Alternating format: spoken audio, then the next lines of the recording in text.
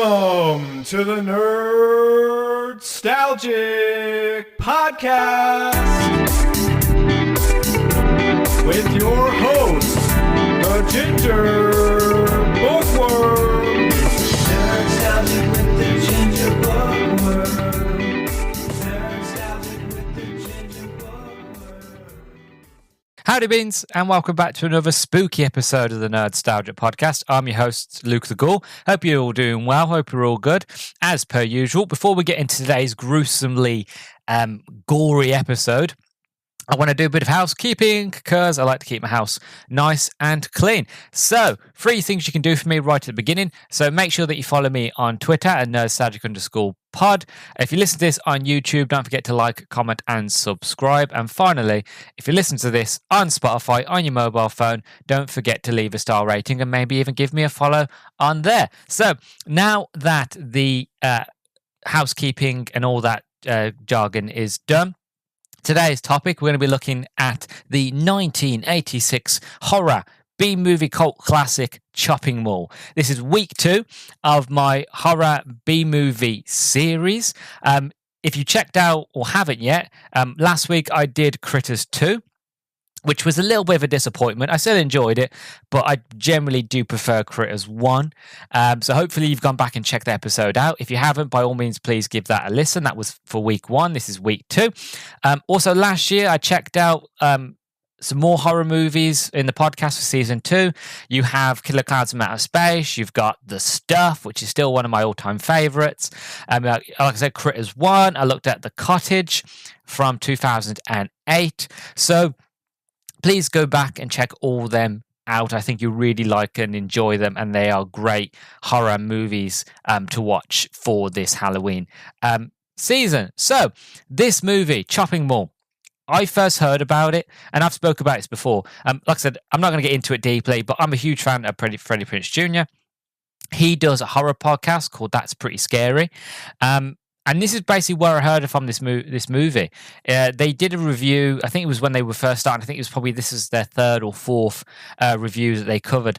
And ever since listening to their sort of review about it, I was just like, this movie sounds awesome. It sounds right up my lane because I love gore.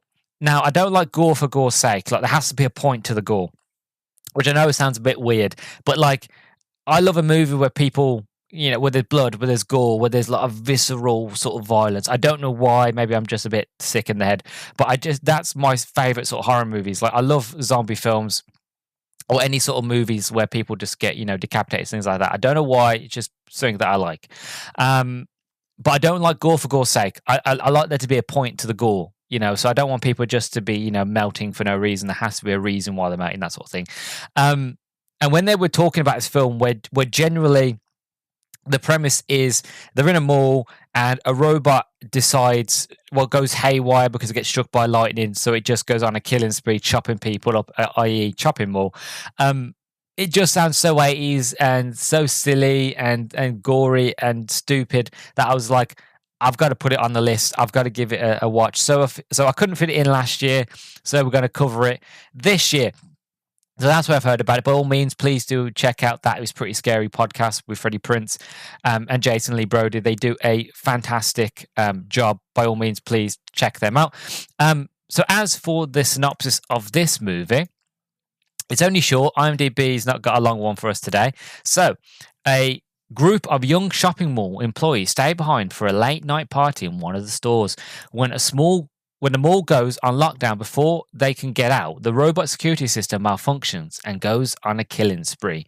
Chopping Mall. Yeah, not very much of a long one, but I guess that's the long and short of it.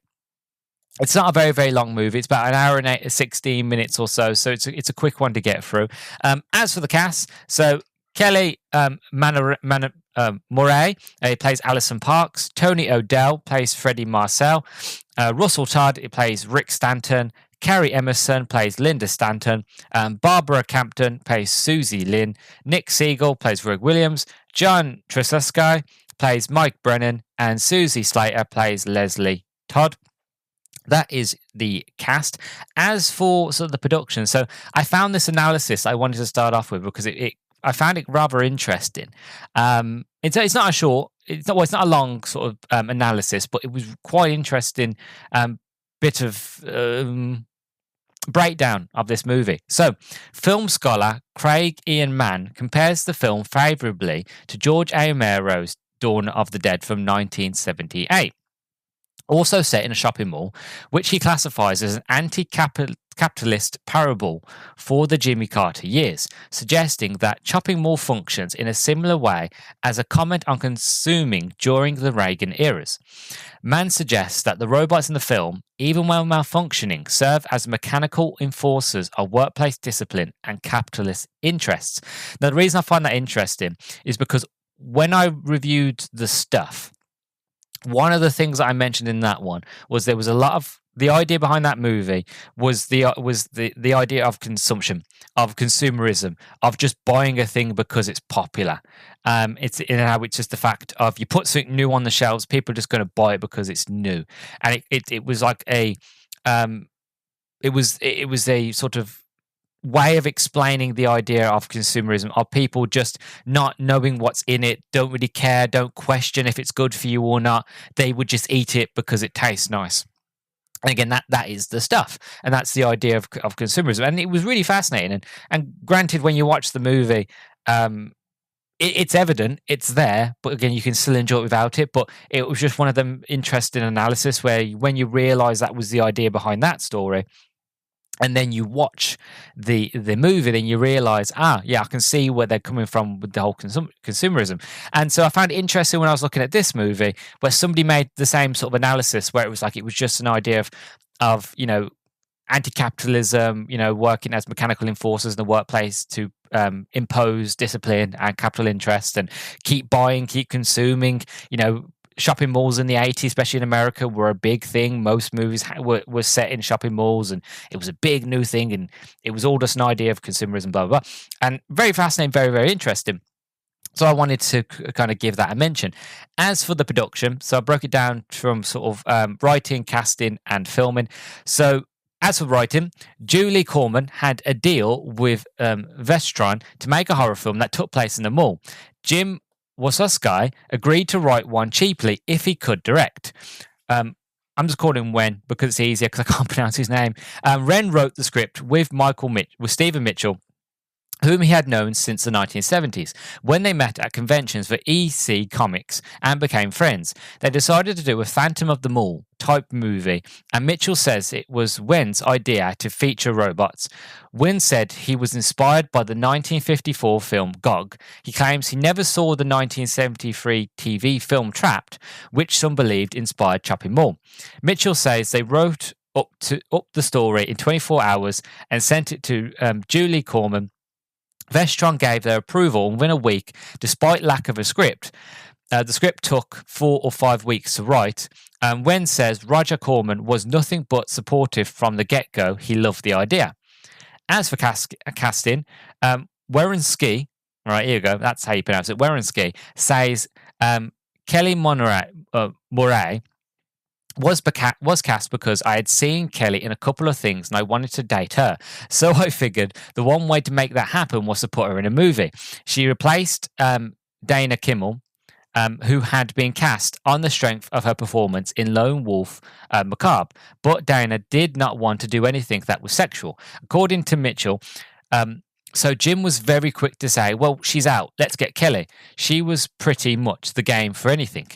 Carrie Emerson also replaced someone else. The script was full of in-jokes, writing in characters from A Bucket of Blood and Eating Raoul. The writers got the actors from the respective films, Dick Miller, Mary Wolverine, and Paul Bartel.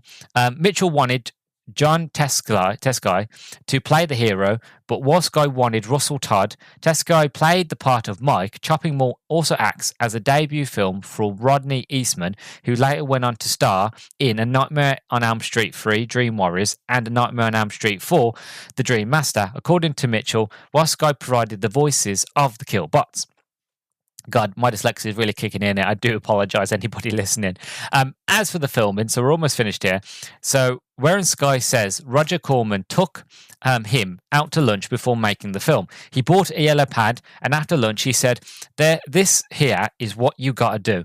And he gave me film school in an hour. Everything I learned in film school didn't count, but what he said made a lot of sense. And I still have that yellow pad, and I live by it. I now have it memorized, many do's and don'ts. The film was intended to be shot on location at the Beverly Center, but the production wasn't able to afford their fee. Instead, the majority of filming took place in the Sherman Oaks Galleria, where Fast Times at Ridgemont High, 1982, and Commando, 1985, had also been set.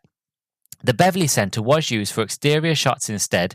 Mitchell later recalls, I think we both felt a pretty fair amount of pressure when we started shooting. It was Julie's picture, but it was still Roger's company, and he was the bottom line. We both very much wanted to make him happy.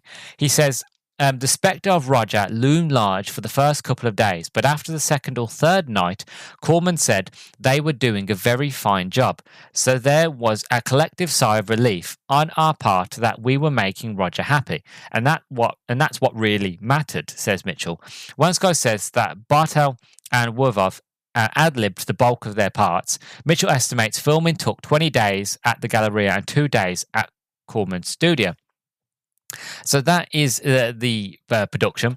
It sounds like there was a lot of love was actually put into this movie.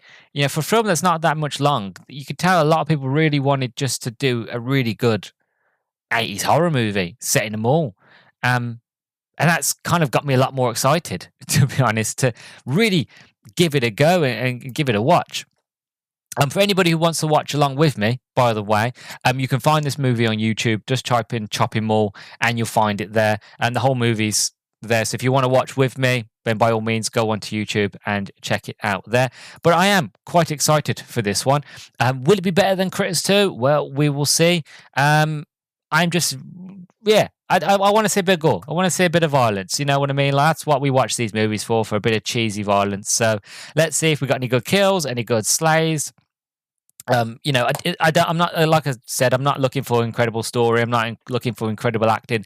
I'm looking for cheese. I'm looking for the silliness. I'm looking for the joyous kind of like that horror movie that you can put on the background and watch and just like listen to while you're doing something else. You know what I mean? Like, I'm looking for the Gouda, the cheese, the really stinky kind.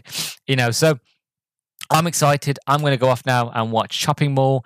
Again, if you want to watch with me, by all means, go onto YouTube. And then when we come back, I will give you my full impressions of Chopping Mall. So I'll see you in a gruesome minute.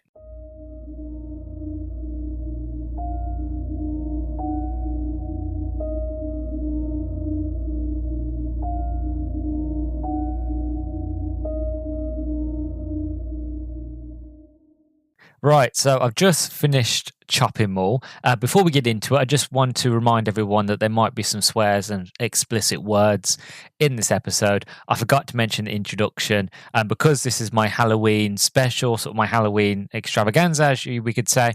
I'm going to let myself let loose a lot more. So usually I try to keep a lot of the swears and a lot of the crude words at bay, and if anything, non-existent. But Halloween, I like to let go. So I just want to let anybody know that there will be some swears, potentially, not guaranteed, but maybe. And there might be some explicit words or content or things that I mention in this that some people might not like. Or, if you listen to this and you're in the car and your kids are listening, which why would they? Why would you want your kids to be listening to a Chopping Mall episode? I just want to let you know, be like, just in case. So you've been warned. Right, fine. Okay, so my first impressions of Chopping Mall is that I really liked it for what it is and what it does. It does it well. It's cheesy. It's the 80s. It's basically, this is a horny teen movie. That is the long and short of it. And we've all seen horror movies like that where, and this is the premise of the movie, basically, where you got a bunch of sort of horny teenagers. They work at the mall. They decide, we want to have a bit of sexy time after hours. When everybody's gone, we're going to stay in and we're going to have a bit of sexy time. And, we're going to, basically do what teens do. Lightning hits the building. The robots, that's new security, goes haywire. Johnny number 5 goes mental. Best way I could explain it, really. Johnny number 5 goes crazy, and then basically one by one, they all get sort of brutally killed and destroyed, and that is the base of it. And for what it does, and what it's trying to do, it does it perfectly. To be honest, what made me laugh, and I don't want to sort of compare it to Critters 2 a lot, because again, that movie it's its own film, but it does what Critters 2 failed to do last week, which was actually get to the point. Again, I won't go into it. By all means, listen to that episode if you want my full thoughts and feelings. But what I mean by it is this film gets into it, where it sets up the premise. Like as soon as it begins with a burglar trying to break in to steal some jewelry from the mall. The robot comes, apprehends him, knocks him out. And then it turns out that it's a corporate video, and then the camera zooms out, and it's a guy doing a presentation, basically saying, like, this is why you want these robots, these security drones in your mall to protect it and to stop people. And like they're non-lethal, they won't kill anybody, they just subdue people. You know, it sets up what, to a point anyway, what the robots are capable of and why they're there, right? So it's quick, it's brief, it's just kind of like, this is why the robots are there. Then you have quick introductions to all the main players, all the main teens and the characters. You know, you have your sort of douchey character, you have your wimpy character, you have your sort of hero archetype. In terms of the lads, in terms of the women, you know, you've got the one girl that likes to sleep around, you've got the one girl that's quite timid, and then you've got that sort of really sort of what's her name now? Sort of Ellen Ripley, sort of like hard ass, sort of like, you know, mechanic sort of woman. You know, these standard sort of archetypes of sort of characters in these stories. And from there, it basically just gets into it. From there, like the mall shuts down, they're having sexy time, lightning strikes, and then we get to the killing. It's very quick. It's from there, it's like an adrenaline rush. It's like one death after the next. And the deaths are quite imaginative and quite impressive. And like, what I enjoyed about it was the fact of I got what I was expecting, which was kills, which was, you know, inventive kills, inventive deaths, and that's basically what you get here. And like you as the film goes on, you actually realize that these sort of robots, these drones, these security robots, have actually got a lot more gadgets and gizmos than what originally was planned. They can shoot lasers out their eyes, and there's one girl, you know, like, I will admit, the people in this movie, they get guns at one stage and they're shooting the robots, and the robots are firing lasers at them. Both people have as much good as aim as stormtroopers from Star Wars. Like literally, like you're point blank and you're missing. It's silly, but you know, these movies are silly. But it's one of those, as I was watching it, I was just like, you could have hit that. Anybody could have hit that. So, you know, so easily. But yeah, you get what you want here, really. I'm not saying it's the best movie ever. It's not going to change your mind. It's not going to change your world. But are you going to have fun for a good hour and 20 minutes? Yes. You know, this is one of them sort of horror sort of, I wouldn't class it as a horror movie, to be honest, because it's not scary. Maybe back in the 80s it would have been. Especially, you know, if you'd seen Terminator and things like that, like, by all means, yeah, it probably would have been terrifying, but not today. I wouldn't say nowadays it's terrifying. This is kind of one of them movies that you just put on in the background, and you know, it's best way to explain it. You put it on in the background, you do some cooking, or you're reading a book or whatever, and every now and then you hear something going on, you'll look up, and then you'll carry on what you're doing. You don't really need to pay attention to what's going on. To be honest, it's one of those you just put in the background, and like every now and then you be, oh look, someone's died, that's cool, and then you go back to what you're doing, and then every now and then you look up, because you won't miss anything. There's not much story here. It's generally, you know, in terms of the story, it's robots lose control, start killing everybody, and then one by one these horny teens are getting killed, and in imaginative ways, and that's all it is, really. There's one really cool kill where you've got this girl who's looking for a partner who's just been killed, and she goes out and she finds his body, and she's like, you know, I think his name's Michael or something, or Brennan, or some sort of douchey name. Anyway, sorry for anybody called Brennan out there. I do apologize, but like, you know, typical American sort of like Duke sort of bloke. Anyway, goes looking for him, finds him. She's like, oh, you know, don't do this, don't try to scare me. Anyway, she pulls his body out from like the shadows, and you can see that he's like his head's just like decapitated. It's only hanging on by a bit of skin. Really, she's freaking out. She's screaming. As she's running, the robots after her, and as she's running, basically just before she gets to safety to where all the other sort of horny teens are, the one big laser bolt straight right for her head, blows her head to pieces. There's another one where this other teen is trying to get away, gets shot in the leg. Now, again, this is why I'm sitting there, it's making me laugh. Like, the best way to, again, I don't know how to explain it in terms of, unless it was visual, I couldn't explain it. But basically, she is, if anything, 2, probably 3 feet away. Like, she's an arm length. She's really, really close. Like, her 2 mates could easily grab her and pull her to safety, but instead they're just watching her. She's screaming, "Help me, help me!" And they're like literally could arm length and pull her out, but they don't do it. And she's got this like jerry can in her hand that they were trying to light and throw them at the robots, but it wasn't working. And basically, the robot sees the jerry can in her hand, shoots it with a laser beam, blows up, and then she just she ignites. And yeah, it's kind of like the Wicker Man, basically.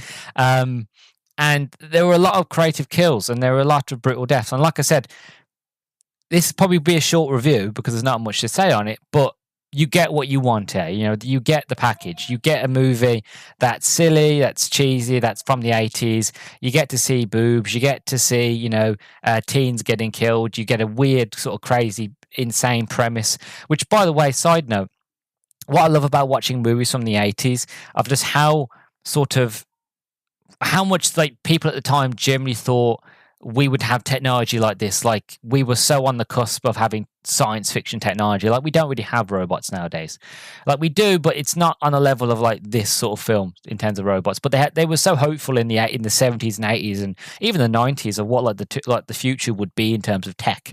And I love that for like these sort of time capsule sort of films. And even though this is an American, I wasn't born in the 80s, there were many moments when, as they were running through the halls of this mall, I was looking at like signs and I'm like trying to notice of like, oh, would I recognize any of these movies? And obviously I didn't because I'm not an American, but I would imagine that if you was American and you grew up in the 80s and you watch this movie, you probably go, oh, I recognize that shop. Oh, my mum used to take me there. So, in terms of this movie is a bit of a time capsule, but just how hopeful, movies and people were back in the day of like, this is what we'd have in the future. Like, we're going to have like robots and this sort of technology. This is going to be what is to come. And it never did. And maybe it will one day. I hope not. If this is the case, I'd rather not go to the mall and then find myself getting blasted to bits with laser fire by a robot that's malfunctioned. I'd really not. There were many moments where I was thinking like RoboCop, being like, you've got like 10 seconds to comply, and like they're putting like the ID tags up, and like the robot's just looking at them. It's not working. And the next thing you know, it rips you apart, or like it puts its arm through your neck. Me personally, I would have liked if they tried to go a little bit more, to do a bit more. Like the deaths were creative and cool, but I would have liked them to go a little bit further. Like, because the robots are quite menacing, quite scary. There are many moments where like you think that they've blown the robots up, that they've destroyed them, but they don't. You actually see like the robots get back up while they're broken, and it's like that never-ending like Terminator sort of terror of like, you can't stop it; it will keep coming. Best thing you can do is lay down dead, and hopefully it kills you quickly. And there were many moments where I was watching this myself, I was thinking, well, what would I do in this situation? Because what they're doing is exactly what you shouldn't do in a horror movie, is making a lot of noise, running around, shouting, arguing, basically letting everybody in the vicinity know where you are. And, obviously, we all know, we've seen Scream, we all know the rules of horror movies and what you should and shouldn't do. And I'm sitting there thinking, okay, so if I'm in this situation, first thing I'm doing is I'm going off on my own, which I know you never should do. But I don't want to be with the people that's making a lot of noise. I'm thinking to myself, all right, the doors open at 6 o'clock, so the mall opens at 6. It's just closed. I've got a good few hours before it opens again. I'm going to find myself a store, and I'm going to lock it, and I'm going to be quiet, and I'm just going to wait it out. And that's all they had to do, really. Like, the robots will still be there, but they're screaming, they're shouting, they're running about, they're using guns, and obviously I know it's to defend themselves, but like there are many moments where I'm like, if they was just to be quiet, if they were just to hunker down somewhere, eventually it would get to 6 o'clock, the doors would open, granted the robots would still be there, but people would come in, and then you could sort of make your escape, right? And obviously let the police know, let the army know, and then they'll come in and save the day. Obviously we wouldn't have a movie if that was the case, but that's what I would do. Because there was one moment in this film where she runs into this pet store, and all these animals are barking and all that, and it was actually a really horrible moment where like she crawls underneath these shelves, but these tanks have been broken, which is like the spider tanks and like the snake tanks, so she's covered in spiders and snakes, and I'll be honest with you, that'd be my absolute worst nightmare. But she was quiet, she hid, and eventually, the robot disappeared. It was like, well, she's not here, I'm going to go. And I think to myself, if she just stays there, if she just hunkers down, fine. She would have had a chance of survival. And she does. I'm not going to go into spoilers, but majority of all the teens get killed, as you would expect. I'm not going to say who survives, but you can probably imagine, if we're going off the sort of the standard horror archetype of like, you got the jock, you've got the sort of the floozy, the idiot, the sort of the hero character. Then you've got like the one character that's kind of like, guys, we shouldn't do this, kind of the wimp, that sort of thing. If we're going off those archetypes, you could imagine who's going to die first and who would probably be the ones that survive. Again, if you don't know this archetype, by all means, I recommend you watch the film Cabin in the Woods. That will give you a good sort of idea of what sort of archetypes I'm talking about in terms of horror, in terms of certain character tropes and types that we have in these sort of films. Because it is just a horny sort of teen horror, really. And it's fun. It's good. It's enjoyable. Yeah. So my overall thoughts on it, sort of coming to wrap up here, because I can tell that I'm dragging it on. Like I said, there's not much to say about this movie. Like what this film is, it is basically, and what I've explained, that's it to it. But so my overall thoughts is I like it. It's good. You can put it on in the background. You can make food. You can do the washing up. You can fold some clothes away. If you look, basically during this Halloween period, if you want something to put on in the background while you're putting up decorations or while you're trying to get yourself into the mood, this is one of those movies you'd put on. This movie would get you into the mood for horror, and then you put something a bit more sort of scary, put something on that's a bit more sort of daring or a bit more gory or whatever it is, tickles your fancy. With this movie, it is just sort of a warm up. It's kind of like pre-drinks. Best way to explain it. It's like pre-drinks when you're going on a night out. It's a pre-drink. It's to get you in the mood. It's to get you a bit buzzed for the real sort of enchilada, the real deal. So it's a good film. I like it. Chopping Mall. It's fun. Basically, enjoy it for what it is. And it does what Critters 2 failed to do, which is just to get going and to keep going and to keep that momentum up. And that's the last time I'm going to connect to Critters 2, because I feel like I'm being mean to that film. It's been a while since I've done that review. And coming back on reflection on it, I feel like I was being a bit too harsh. Again, by all means, if you've heard that review, please do let me know. I feel like I was being a bit too harsh on that film. Because for what it is and what it tries to do, it's all right, but I just wish more. But this is what happens, you watch a movie and then time goes on, you reflect and you go, well, maybe I was a bit harsh or maybe I was fair. I do feel like I was a bit harsh on it. So I don't want to I'll pick on it anymore or compare it to other films, because that wouldn't be fair, because for what it is. And for what this movie, it's completely different. But, I didn't enjoy this film. It was all right. But yeah, definitely a warm-up film. Definitely one that will get you in the mood for something better. But it was fun. It was good. It's all right. It's good. It's 80s. It's cheesy. It's all right. It's fun. And yeah, that is sort of my overall thoughts on the movie. Is give it a go. If you want to put some kind in the background, then by all means, it's there. It's a perfect one for that.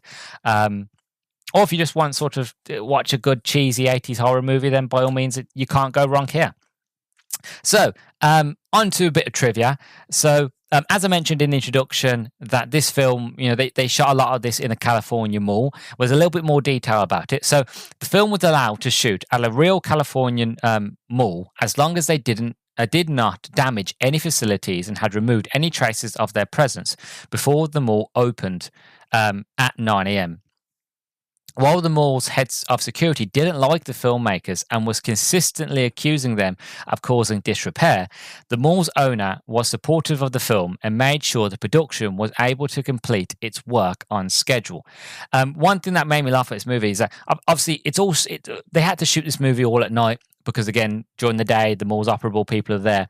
And obviously it makes sense for the story, for what's going on, because they're getting locked in overnight. It all makes sense. One thing that makes me laugh is at the very end of this movie, when the day saved, all is well, it cuts from being dark and pitch black midnight sort of time to all of a sudden, just before the end credits pop up, it's daylight, and like so many hours pass, and like it doesn't feel like that many hours have passed. It generally feels like they've been there for an hour. You know what I mean? If best. It just kind of made me laugh. It was like, okay, it must have been like one of the last shots of like, okay, we're getting daylight here, just quickly we'll shoot this and then that's it. And it's also funny at the end of this movie, they have like an old like what's the best way? What's that movie called? With Good Night, John Boy. Good Night. No, is that the right one? Oh, is that the Brady Bunch? I don't know. Anyway, but like those 80s sort of movies or even TV shows where at the very end of it you'll have the characters doing something and then they'll just do that cheesy smile at the camera, then it'll come up with their name. This movie has that, and it doesn't fit it, and it doesn't make sense at all, because then you've just gone for this whole movie. At the very end, you've got like sort of the character like being in character, and all of a sudden it just turns around, looks at the camera and does a smile, and kind of the fact of like I'm acknowledging the audience at this point, and I'm like, this doesn't make no sense. But it was one of those that kind of made me laugh and giggled of like, I don't know why this is here, but okay, fine, if that's what we're going to do. Also, as getting on with trivia, so filmed in Sherman Oaks Galleria, the same mall used in Commando from 1985. Most notably, when near the elevators, both films wouldn't have been filmed around the same time, but due to budget constraints, the movie was filmed after close of business. The special effects crew actually built 5 remote-controlled robots to serve as the protector killbots. 3 were required for the scenes of the robots together in the first half of the film, with 2 extras as backups in the events that the originals were damaged during any of the action sequences. In order to keep the robots looking realistic, as well as due to the film's budgetary constraints, they were constructed out of such items as wheelchair frames and pieces of conveyor belts, excluding shooting laser beams. Most of what the killbots are seen doing on screen was the result of the effects crew operating them via remote control. I have to say that the robots did look rather realistic and rather cool. Obviously, my brain being logical, I could tell that these weren't real robots because, again, in hindsight, I live in 2024 and we don't have them today, so I know they weren't real. But they were very convincing, very realistic. And obviously, you could probably tell that somebody was off screen with a controller. But they do come off as quite scary and quite menacing. They do a really good job of actually making them, to a point, terrifying, because it would be. If you get in a robot that's chasing you, you've just seen your friend's head be blown off, but by one of these things, you are going to run like hell. You're going to run like thunder. There's no way you're going to be standing around. So by all means, they actually look quite realistic, and the special effects crew did a fantastic job.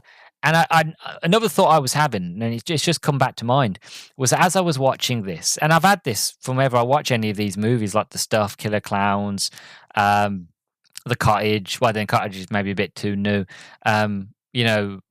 Critters and things like that. And this movie, I'm sitting there thinking, God forbid that any studio tries to reboot any of these films, because it just wouldn't work.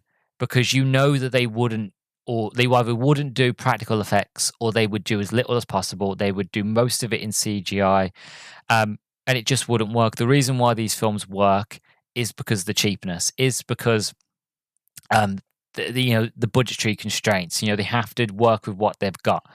So a lot of these movies are good because they're cheap. And they rely so much on the practical because, again, it was too expensive to do anything digital. That these movies are just good for what they are. And if you try to do them nowadays, it would be terrible. And I was just thinking, imagining of like, okay, what would it be like if in 2025 they went with like Chopping Mall, or they called it Killbots, or something like that, or whatever, like reboot of the 1986 cult classic. What would that movie look like? And I just know that they would probably not do as much practical effects. They probably would tone it down. They would probably take away a lot of the gore, a lot of the things that make this movie special and unique for what it is and when it was made. And yeah, I just feel like nowadays they would ruin it. It wouldn't be as good as what it was, or as good as it could have been if they had stuck with what was there instead of having to try and reinvent and try something new.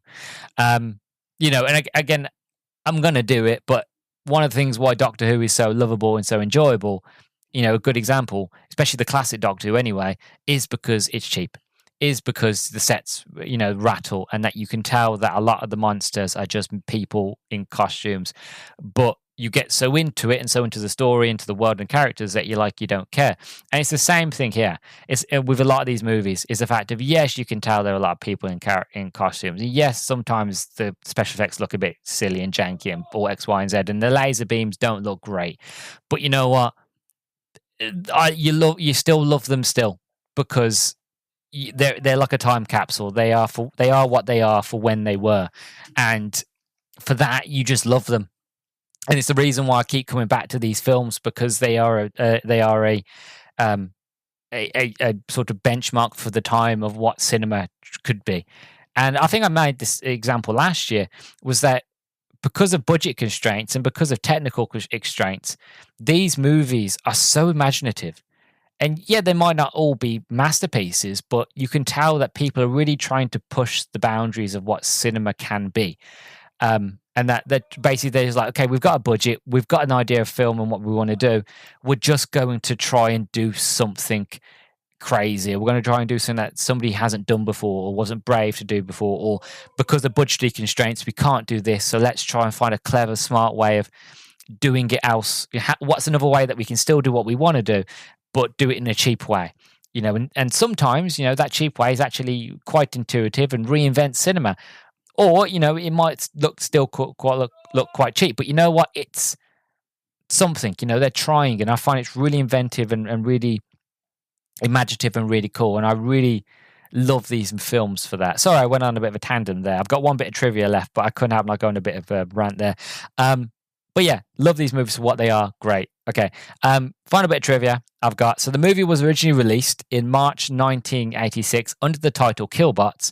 It performed poorly, and the producers felt the movie's title turned off audiences, who might think, based on the original movie poster, that it was a Transformers-like children's cartoon instead of a violent exploration movie. After some time, the movie was re-released to theatres under the title Chopping Mall, with over 15 minutes cut. Oh, I wonder what those extra 15 minutes were. But yeah, that's all the trivia I have for you. Yeah, I absolutely loved this movie. I did. I thought it was great. It's a capture of what it is of the time, and it wasn't the last one to do teen horror sort of horny movies, and it wouldn't be the last. By all means, there is a movie out there called, actually, I think, let me find it again, because I just had the name on the tip of my tongue and I lost it. I think it's called Sleepover Massacre. Hold on, Sleepover Massacre. Yeah, it is Sleepover Massacre from 1982. It's a horror comedy. I haven't watched it, but from what I've told, it's a very sort of horny, sort of sexy 80s movie. So they kept making these films. They did. They didn't stop. And I think there's actually, that movie's got a sequel. Lastly, the point that I'm trying to make is the fact of what it is they were trying to do here, is what you'd find in most 80s movies. So I'm sure if I do this again next year, I am going to probably find another one of these very easily. We will see. But yeah, I love it. I'm enjoying it. And I can't wait for what comes next. Again, for what comes next, I won't do a spoiler or any sort of things, but let's just say I've mentioned a couple times what my favourite movie was from last year. And if you've been listening and you've been paying attention, then you know what that was and know what it is. And then you will also know that the movie that we're going to be watching next week is kind of close, maybe the same. I don't know yet.